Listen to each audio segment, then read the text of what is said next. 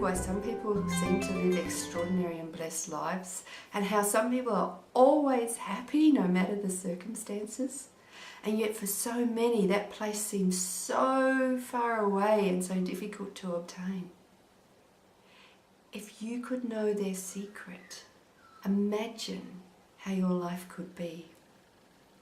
For many people, women in particular, we live comfortable yet mundane existences.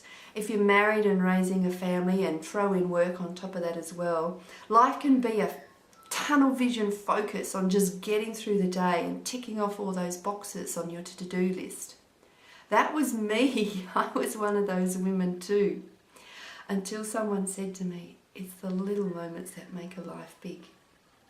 And with that, I began to open up my vision and expand my awareness to what was around me in my own life and what I had at the time. And I made the promise to myself to take my ordinary life and live it extraordinarily. I live the most serenely joyous and beautiful life, but it hasn't always been that way.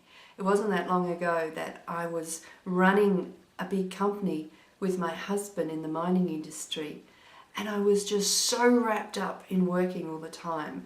I have a home office and I was spending all day and most of the nights as well stuck in that office, and I was never getting out to do the things I really wanted to do and follow my passions and the things that fed my soul. And most of all, I was missing out on time with my growing baby daughter. And then the year that my husband and I separated and then divorced, you could have tracked the seasons on my soul. Those distinct 4 seasons were a direct reflection of me. As the leaves turned burnished brown and lost colour and fell to the ground, I was lost amongst them.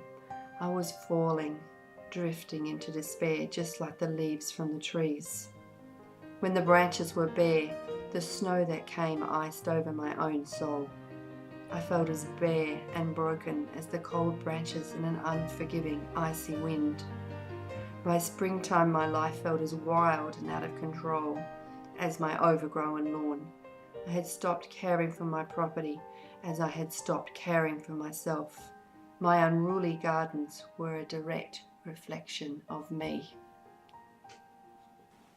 And then somewhere, somehow, somewhere in there, something inside of me snapped, and I decided I needed to change.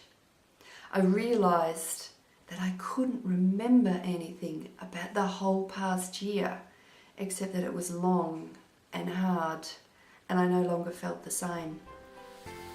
And with that decision to change, the first thing I did was sweep my baby daughter into my arms and tell her about Lucia time.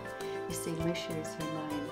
That no matter how busy Mummy was, that we would spend at least 1 hour together every day doing whatever it was she wanted to do.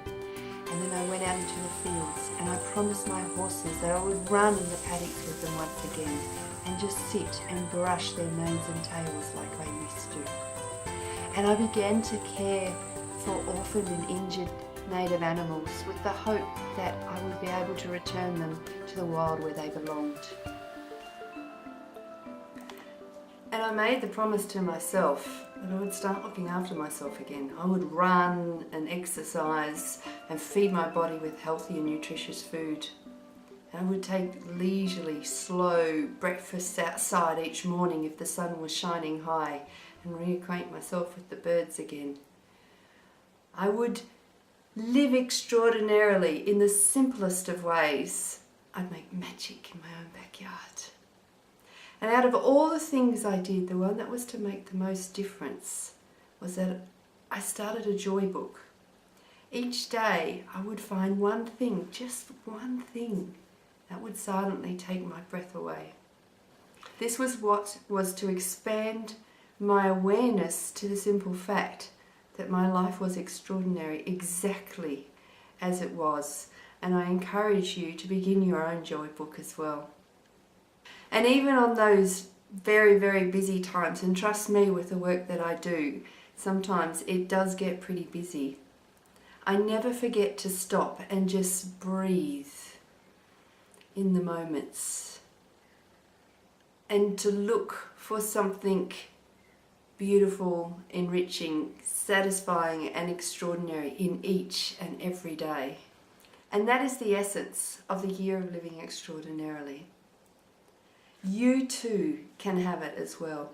It doesn't matter who you are, where you live, or how much money you have. You can take your seemingly ordinary life and make it the most extraordinary gift you'll ever have. You don't have to go jumping out of aeroplanes, climbing Mount Everest, or packing up and running off to France to live in a villa and cavort with Frenchmen half your age to have the most beautiful, amazing and fulfilling life. It's the little things that make life big. That's the secret. That your life is extraordinary exactly where it is. My name's Vanessa Talbot, and I'm asking you to join me at the Year of Living Extraordinarily and make the promise to yourself to take your everyday life and live it always in the most extraordinary of ways. Imagine how your life can be. This is your year, the year of living extraordinarily.